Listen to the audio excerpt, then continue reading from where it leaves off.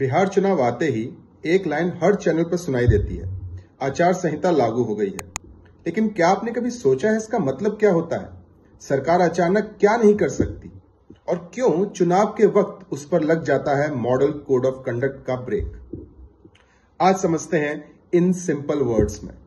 Hi everyone, मेरा नाम सुब्रत है एंड दिस इज अर्थशास्त्र, जहां पर हम कॉम्प्लेक्स टॉपिक्स को आसान भाषा में समझते हैं। आज बात करेंगे मॉडल कोड ऑफ कंडक्ट की, जो हर चुनाव के वक्त सबसे ज्यादा सुना जाने वाला लेकिन सबसे कम समझा जाने वाला शब्द है। जैसे ही election commission of India Bihar या किसी भी राज्य में चुनाव तारीखें घोषित करता है, मॉडल कोड ऑफ कंडक्ट या एमसीसी तुरंत लागू हो जाता है। सरल शब्दों में ये एक रूल बुक है जो ये तय करती है सरकार, नेता और अधिकारी चुनाव के दौरान क्या कर सकते हैं और क्या नहीं। सबसे पहले बात करते हैं सरकार क्या नहीं कर सकती।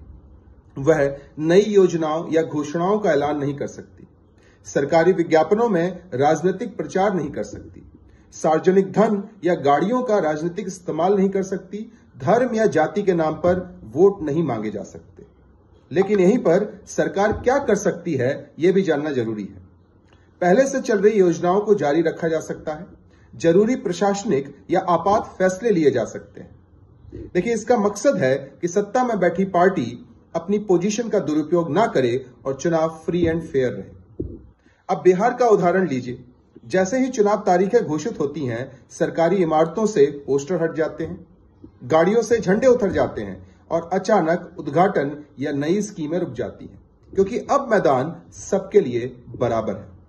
पहली बार मॉडल कोड ऑफ कंडक्ट 1960 में केरल में लागू हुआ था और 1968 में इलेक्शन कमीशन ने इसे पूरे भारत में लागू कर दिया। तब से यह हर चुनाव का एक अहम हिस्सा है। तो अगली बार जब आप सुने कि आचार संहिता लागू हो गई है, समझ जाइए लोकतंत्र शुरू हो गया है। एमसीसी कोई रोक नहीं है, बल्कि जनता को बराबर मौका देने का नियम है। और अगर ऐसे ही टॉपिक्स सिंपल लैंग्वेज में समझने हैं तो फॉलो करें, क्योंकि यहां हर कॉम्प्लेक्स बात होती है इन सिंपल वर्ड्स।